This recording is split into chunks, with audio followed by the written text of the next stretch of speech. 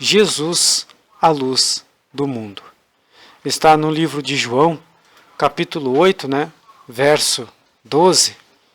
É o título, é o versículo a qual nos traz então o exemplo de Jesus, a luz do mundo. Aonde nos diz assim, falando novamente ao povo, Jesus disse: Eu sou a luz do mundo.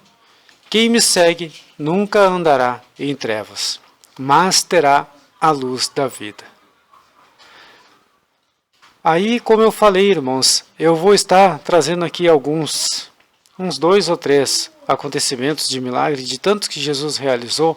Eu vou estar trazendo aqui 2 ou 3 exemplos e vamos estar então refletindo sobre o positivo e também a parte negativa que aparece. Mas como assim, irmão? Parte negativa no milagre? Sim, não do milagre, mas sim do que está ao redor do milagre e daqueles que recebem o milagre também da parte de Jesus, da parte de Deus. E como ainda acontece nos dias de hoje, acontece um momento especial, um milagre, o momento a qual Deus realiza a sua maravilha, o seu prodígio, as grandes coisas na minha vida e na sua também. Mas há o lado negativo ao redor. Não tem a parte negativa no milagre de Deus. No milagre de Deus não tem. Mas o que está ao redor, muitas vezes, é negativo. Infelizmente, ao invés de se alegrar, fica murmurando e até mesmo blasfemando. Assim como os fariseus muitas vezes fizeram. E nós vamos estar mostrando esse exemplo aqui. Nestas passagens a qual eu estarei fazendo a leitura. E até comentei, vocês vão estar vendo aqui, depois eu vou falar, mas eu até comentei, fiz aqui a menção antes, a Bíblia é o lugar onde nos mostra o primeiro elevador que o homem utilizou, está relatado na Bíblia. Mas como assim, irmão? Que negócio é esse elevador? Sim, o primeiro elevador que o ser humano utilizou está relatado na Bíblia. E quem sabe, o Criador, até nem sei quem foi o primeiro Criador, o homem no caso, depois a tecnologia e tudo mais, eu para falar a verdade até nem sei quando é que surgiu, fora este momento, tá? Fora este momento eu não sei quando que surgiu o primeiro elevador, quando que foi criado o primeiro, mas até vou pesquisar depois para ver, não faço ideia mesmo, mas eu vejo aqui o primeiro elevador na humanidade sendo mostrado através da Bíblia. No livro de Lucas, capítulo 5, verso 20 até o 25, se você tem aí e pode estar com a Bíblia nas suas mãos, ou se você tem acesso a ela no seu celular, da forma que estiver melhor para você nesse momento agora, eu te convido para acompanhar junto, porque é sempre bom, é necessário, claro, as versões podem variar um pouco, mas eu te convido para que você esteja me acompanhando através da Bíblia Sagrada também. No livro de Lucas, capítulo 5, verso 20 até o 25, eu já faço a leitura um pouco mais para frente nesta passagem, mas também vou estar mencionando o começo. Mas a leitura em si, eu leio do versículo 20 até o 25 no livro de Lucas, capítulo 5, aonde diz assim, aonde é, a cura do paralítico em Cafarnaum. No versículo 20, onde nós iniciamos, diz assim: E vendo ele a fé, disse-lhe o homem: Os teus pecados te são perdoados. E os escribas então e os fariseus começaram a razoar, dizendo: Quem é este que diz blasfêmias? Que pode perdoar pecados, senão só Deus? Jesus, porém, conhecendo os seus pensamentos, respondeu e disse-lhes: Que arrazoais em vossos corações? Qual é mais fácil, dizer os teus pecados estão perdoados, ou dizer-lhe levanta-te e anda? Ora, para que saibais que o Filho do Homem tem sobre a terra poder de perdoar pecados, disse então ao paralítico: A ti te digo, levanta-te, toma a tua cama e vai para a tua casa. E levantando-se logo diante deles, e tomando a cama e em que estava deitado, foi para a sua casa, glorificando a Deus. Aí depois eu venho e trago a cura do homem da mão ressequida. E aconteceu também num outro sábado. Este é um outro milagre que acontece num sábado. E aconteceu também em outro sábado, que entrou na sinagoga e estava ensinando, e havia ali um homem que tinha sua mão mirrada ou ressequida. E os escribas e os fariseus observavam que o curaria no sábado para acharem de o acusar. Mas ele bem conhecia os seus pensamentos e disse ao homem que tinha a mão mirrada: levanta-te e fica em pé no meio. E levantando-se ele ficou em pé. Então Jesus disse-lhe: uma coisa vos hei de perguntar. É lícito nos sábados fazer o bem ou fazer o mal? Salvar a vida ou matar? E olhando para todos em redor, disse ao homem: estende a tua mão. E ele assim o fez. E a mão lhe foi restituída, sã como a outra. E ficaram cheios de furor, e uns com os outros conferenciavam sobre o que fariam a Jesus. A cura de um mudo e a blasfêmia dos fariseus. E havendo-se eles retirado, trouxeram-lhe um homem mudo e endemoniado. E expulso o demônio, falou o mudo. E a multidão se maravilhou, dizendo: nunca tal se viu em Israel. Mas os fariseus diziam: ele expulsa os demônios pelo príncipe dos demônios. E percorria Jesus todas as aldeias, ensinando nas sinagogas deles, e pregando o evangelho, e curando todas as enfermidades e moléstias entre o povo. E vendo as multidões, que teve grande compaixão delas, porque andavam cansadas e desgarradas, como ovelhas que não têm pastor. Então disse aos seus discípulos: a seara é realmente grande, mas poucos os ceifeiros. Rogai, pois, ao Senhor da seara, que mande ceifeiros para a sua seara. Depois eu trago mais um texto, aonde fala sobre o ensino de Jesus, que está relatado, uma finalização dos ensinos de Jesus, que está relatado na Bíblia. Mas eu volto aqui para Lucas capítulo 5, verso 20 ao 25, aonde eu estarei lendo então mais um pouco no começo. Deixa eu folhear aqui a minha Bíblia aqui, para que a gente acompanhe junto, para mim não estar falando o que não devo. Vamos lá então. A cura de um paralítico em Cafarnaum. Agora eu vou ler do verso 17 até o 19. Ora, aconteceu que num daqueles dias estava ele ensinando, e achavam-se ali assentados fariseus e mestres da lei, vindos de todas as aldeias da Galiléia e da Judéia e Jerusalém, e o poder do Senhor estava com ele para curar. Vieram então uns homens trazendo um leito, um paralítico, e procuravam introduzi-lo diante de Jesus, e não achando por onde introduzi-lo, por causa da multidão, subindo ao eirado, ou ao telhado, e desceram-no no leito, por entre os ladrilhos, para o meio diante de Jesus. E aí entra aquela parte onde eu li, do verso 20 ao 25. E vendo ele a fé deles, disse-lhe: homem, os teus pecados te são perdoados. Aqui é o momento quando esses homens, então, apesar de verem todas as dificuldades, esses amigos vendo todas as dificuldades que eles estavam enfrentando, eles sobem então até o telhado, abrem, tiram as telhas e colocam então este homem paralítico sobre o seu leito, ou descendo através das cordas, deitado no leito, até o lugar onde Jesus estava dentro da casa, ensinando. Aqui é o momento a qual, quando eu estava lendo antes, que eu entendo e vejo como a primeira aparição do elevador para o ser humano. Como que funcionam os elevadores nos dias de hoje? Não é através de cabos de aço, a qual descem e sobem? Quem nos garante? Quem nos diz que o primeiro homem que fez a máquina chamada elevador não se inspirou na Bíblia Sagrada?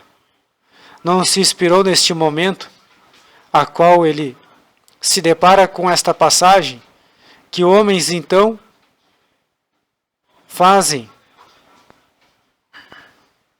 o leito deste homem paralítico descer através de cordas que suportam o peso do leito, o peso deste homem, descendo até o ponto onde nós podemos dizer o ponto térreo, o espaço 1, vamos dizer assim, o bloco 1, como eles falam nos elevadores, nos prédios, aonde ele desce no bloco principal, aonde Jesus estava.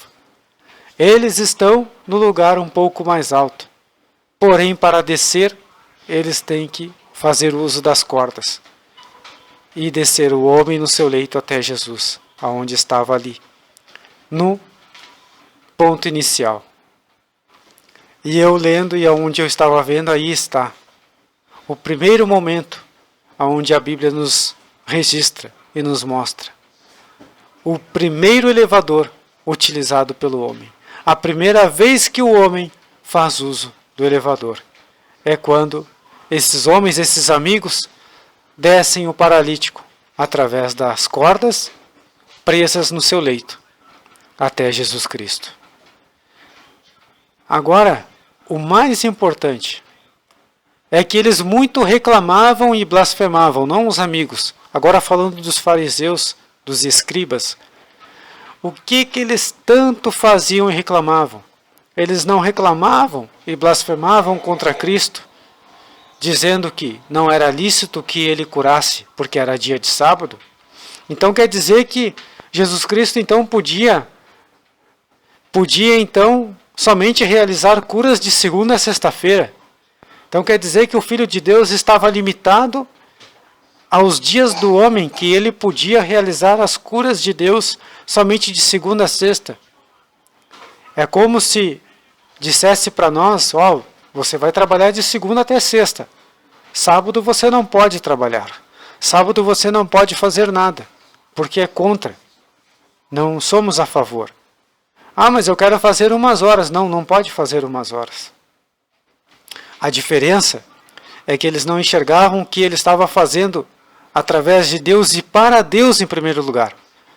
Quem estava vendo com os seus olhos humanos era eles, mas aqueles que enxergavam com os olhos espirituais estavam vendo e entendendo que Cristo fazia para Deus, para aquele a qual o tinha enviado, para aquele a qual fazia a vontade daquele que o enviou, e não a vontade dos homens. Outra coisa bem importante, podem ver que os próprios versículos, as próprias passagens que eu li aqui, nos relata que Jesus Cristo, mesmo ouvindo as reclamações e até mesmo percebendo e vendo o atento no coração deles de blasfemar e reclamar das curas e dos ensinamentos, ele em nenhum momento ele desistiu, em nenhum momento ele parou. Muito pelo contrário, ele continuou fazendo a vontade de Deus. Mas nos dias de hoje o que acontece? Num culto se ouve uma palavra a qual não se agrada. Se ouve uma repreensão do seu pastor. Se ouve uma puxada de orelha da sua missionária ou do missionário, daquele a qual Deus deixou ali como autoridade sobre a tua vida ministerial. E o que o Joãozinho e a Maria faz? Eu não quero mais. Eu vou abandonar essa igreja. Eu vou procurar outra. O que eu vou fazer aqui? Ao invés de pegar e me ajudarem, ficam me cobrando. Ao invés de pegar e me ajudarem a me entender o meu momento, vamos dizer assim, a passar a mão por cima do meu ego, em outras palavras, eu não quero mais essa igreja, eu vou para lá. A outra lá, eles não ficam me cobrando, não ficam me apontando o dedo. Eu não quero mais saber. Não, aí quando a coisa fica feia do outro lado, porque a outra vai repreender também, vamos dizer assim, aí vai partir para o lado de eu não quero mais saber de Deus, eu vou abandonar Deus porque Deus não está nem aí para mim. Lá na outra estavam me cobrando. Aí agora eu estou aqui, achei que ia ser diferente, estão me cobrando também. Será que o problema está sendo a igreja onde você está indo ou o problema está sendo nós mesmos? Aí o ser humano chega naquele instante, naquele momento de dizer que não quer saber de Deus. Ele não vai acompanhar mais Deus.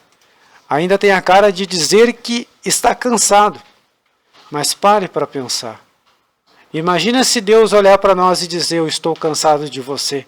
Eu não quero mais saber de você por causa das tuas atitudes. Eu não quero saber mais de vocês por causa do que vocês estão fazendo e pensando e praticando. Olha quantas oportunidades no Velho Testamento e no Novo Testamento Deus ainda seguiu dando. Olha quantas oportunidades eu e você continuamos recebendo nos dias de hoje. Imagina se Deus olhar para nós e dizer, eu não quero saber mais de vocês. Estou cansado de vocês. Abro mão de vocês. O que vai ser de nós? Se com Deus as coisas no mundo já não são tão fáceis, mas não são tão fáceis. Porém, nós temos uma certeza de que passaremos por elas e cantaremos um hino de louvor, adoração e ação de graças a Deus pela vitória a qual Ele nos garante, se nós estivermos debaixo das mãos dEle. Imagina se não estiver com Ele. Não vai dar nenhum passo para frente, porque certamente não teremos a proteção dEle. Porque foi escolha do próprio ser humano mesmo, em não seguir com Deus. Deus, como exemplo de estar sempre conosco e nos escolher e nos dar a oportunidade de continuarmos junto com Ele, Ele entregou o seu Filho como sacrifício por mim e por você. Jesus Cristo se entregou como sacrifício por nós. Esse é um dos vários exemplos e o principal de todos que Deus disse para mim e para você, eu ainda quero continuar com vocês. Mas as coisas precisam mudar a partir de agora. As coisas precisam ser diferentes. Vocês precisam mudar. Porque eu nunca mudarei. A minha palavra nunca vai mudar. Os meus desejos, a minha direção, a minha vontade nunca vai mudar. Ela vai permanecer da mesma forma sobre a vida de vocês. Porém, tem um detalhe. Vocês é quem devem mudar, mas mudar para melhor. E aí o que nós estamos fazendo? Quais que são as nossas escolhas diante das oportunidades e da oportunidade que Deus nos dá?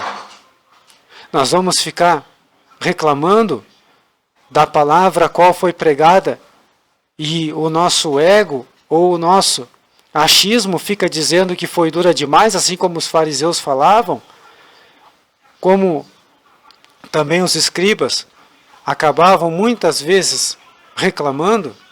Jesus Cristo, depois até vou ler, Jesus Cristo até dá um alerta, que é para prestar atenção em relação aos escribas. Mas depois eu vou estar falando sobre isso, aqui ainda nesta mensagem. Mas nós somos alertados pela palavra de Deus e por Deus a todo momento e todo instante. E o que nós estamos fazendo com esses alertas? Nós estamos colocando eles dentro de uma gaveta e se esquecendo, assim como os nossos antepassados, os nossos pais fizeram? Ou nós estamos realmente dando crédito para a palavra de Deus e fazendo conforme Ele nos instrui?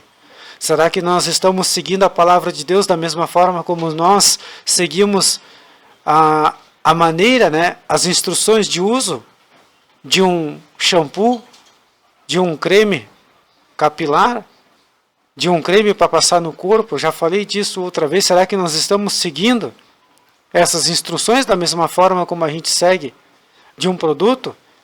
As donas de casa, né, por exemplo, se pegar um ferro de passar, ela tem as instruções ali, né, de como utilizar o ferro, a temperatura, como é que é, né, a forma de fazer isso. E ela com certeza, né, Eu sei porque eu tenho uma dona de casa aqui que é a minha esposa. E ela segue as instruções conforme está ali. Porque diz ali que o número tal é para algodão e agora não me lembro qual que é os nomes de tecido que tem. Mas existe uma temperatura, uma direção para cada tipo de tecido. E ela então, para que isso aconteça da forma correta e ela não venha queimar uma calça, uma camisa, ou até mesmo um lençol que ela está passando, ela vai utilizar daquela forma ali para que o pior ou para o que não saia da forma errada. E a Bíblia é exatamente isso. Nos dá as instruções para que a gente siga corretamente, para que o pior não aconteça e para que a gente não siga da forma errada. A palavra de Deus é assim. Ela é o GPS perfeito. Deus é o nosso instrutor. Ele é o nosso guia, é aquele que nos coloca na trilha correta, para nós não nos perdermos. Só que a escolha é minha e sua. Será que nós vamos realmente seguir as instruções do nosso guia? Será que nós vamos realmente ouvir a voz e reconhecer a voz do Pai e fazer conforme Ele nos diz? Só depende de mim e de você. Só depende de cada um de nós. Porque hoje tem tantas coisas para fazer nós nos desviarmos da parte e nos desviarmos de Deus. Mas será que nós vamos dar mais crédito para essas coisas que nos afastam de Deus? Ou nós vamos, sim, prestar atenção naquilo que nos aproxima cada vez mais dele, que é a sua palavra, que é a sua santa Escritura? Que nós não venhamos ser fariseus e nem escribas, ao ficar reclamando do milagre que Jesus Cristo realiza na vida do irmão, porque muitas vezes tem disso. O irmãozinho chegou no ministério, o irmãozinho é abençoado, a irmãzinha é abençoada, Deus faz a cura, Deus faz a libertação, Deus faz a prosperidade sobre aquela vida. E ao invés do João, que já está há mais tempo, que já aparentemente deveria estar, como é que eu vou dizer assim, mais atento às instruções de Deus, com a sua Escritura, ao invés de se alegrar, acaba torcendo o nariz e até mesmo reclamando. Por quê? Que aconteceu com ele que chegou ontem e comigo que já estou aqui há tanto tempo não aconteceu. A nossa pastora muitas vezes nos instrui a respeito disso. É conforme nós estamos, é conforme nós nos apresentamos. Será que o nosso coração está sendo sincero diante de Deus, a ponto dele fazer a vontade dele sobre nós e não a nossa vontade? Porque a nossa vontade não é a mesma de Deus, e a vontade de Deus não é a mesma nossa. Porém, a dele, sem dúvida nenhuma, é melhor do que a minha e que a sua. Então, que nós venhamos ser filhos de Deus verdadeiramente, e não sermos um escriba ou muito menos um fariseu. Que nós venhamos nos alegrar com a cura, que nós venhamos nos alegrar com o milagre, que nós venhamos nos alegrar com a maravilha da prosperidade que Deus coloca sobre a vida de um irmão, de uma irmã, mas que nós não venhamos ficar sendo blasfêmios muitas vezes, que nós não venhamos ser invejosos com aquilo que acontece na vida do irmão ou da irmã, mas que nós venhamos nos alegrar e também, se for preciso, chorar junto com eles, quando for necessário. Melhor é que nós venhamos sempre nos alegrar juntos, mas também, se precisar que a gente chore, que nós venhamos ser sábios para chorar junto com aqueles que se alegram com nós também, quando nós estamos felizes.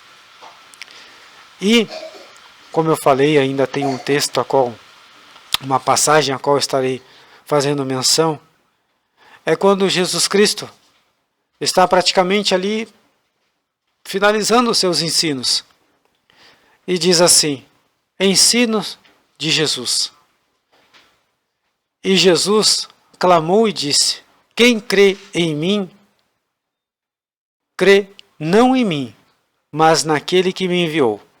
E quem vem a mim, quem vê a mim, vê aquele que me enviou. Eu sou a luz que vim ao mundo, para que todo aquele que crê em mim não permaneça nas trevas. E se alguém ouvir as minhas palavras e não crer, eu não o julgo, porque eu vim não para julgar o mundo, mas para salvar o mundo. Quem me rejeitar a mim e não receber as minhas palavras, já tem quem o julgue. A palavra que tenho pregado, essa o há de julgar no último dia. Porque eu não tenho falado de mim mesmo, mas o Pai que me enviou. Ele me deu mandamento sobre o que hei de dizer e sobre o que hei de falar. E sei que o seu mandamento é a vida eterna. Portanto, o que eu falo como o Pai o me tem dito. Jesus Cristo termina dizendo: eu tenho falado, nas nossas palavras aqui, eu tenho falado aquilo que o Pai tem me direcionado. Eu não tenho falado aquilo que eu quero falar. Eu tenho falado aquilo que o Pai tem dito. Muitas vezes, nós, no nosso lugar de ser humano, acabamos não entendendo, ou até nem entendemos aquilo que muitas vezes Jesus quis e até expressou. Mas, no tempo certo, a palavra de Deus nos abre o entendimento, nos abre a sabedoria a qual Ele nos dá do céu, para que a gente venha compreender na hora certa aquilo que Jesus tem falado, aquilo que Jesus tem dito ainda até os dias de hoje. E eu faço um convite para você, que está aí nos ouvindo do outro lado, que não dê oportunidade para você ser um escriba ou ser um fariseu. Não dê oportunidade para que isso entre na sua vida e nem na sua família. Mas se você é e está sendo um filho de Deus, permaneça firme para não cair. Que nós venhamos permanecer firmes para não cairmos. Porque aquele que está de em pé, a gente deve cuidar para permanecer de em pé, para a honra e glória do nosso Senhor Jesus Cristo.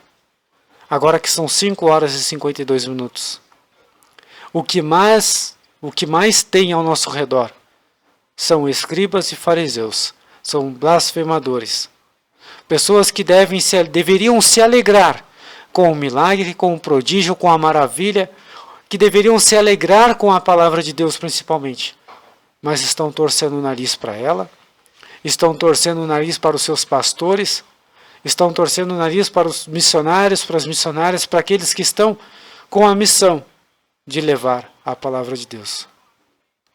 Ao invés de serem braços para ajudarem, assim como fizeram com Moisés, que enquanto ele estava com seus braços cansados e ele já não tinha mais força para levantar, cada um segurou de um lado e ergueu os braços dele. E o líder, estando com os braços erguidos, toda a sua congregação venceu. Será que assim não é nos dias de hoje? Se o líder do ministério, o líder da igreja, estiver com os braços erguidos e os seus auxiliares estiverem o ajudando a manter os seus braços firmes, com palavras e com atitudes e com exemplos dignos de ser motivo de honra e glória para o seu líder, o ministério não vai vencer? Com certeza vai. Mas se aqueles que têm a missão de auxiliar e de manter o ministério e o seu líder com os braços firmes, ao invés de ajudar a avançar, estão querendo puxar o tapete ou até fazer com que caia, tome cuidado, fique atento, porque os olhos de Deus, aquele que estão acima, Ele está vendo tudo. Muitas vezes, acabamos olhando para a esquerda, para a direita, para frente e para trás. Somos capazes de até de olhar para baixo, Mas o ser humano, normalmente, 99% se esquece de olhar para cima, que é para onde Deus está. E Ele está vendo tudo, do lugar aonde Ele está, porque Ele está no seu trono. Sejamos Ur e Arão, e não puxadores de tapete. Amém? Faltando 5 minutos para 6 horas, 5 minutinhos para as 18 horas, programa Tarde da Bênção, abençoando a sua tarde de domingo. Jesus, a luz do mundo. João, capítulo 8, verso, até agora me fugiu, verso 12. Capítulo 8, verso 12, no livro de João. 5 horas e 55 minutos, programa Tarde da Bênção, abençoando a sua tarde de domingo.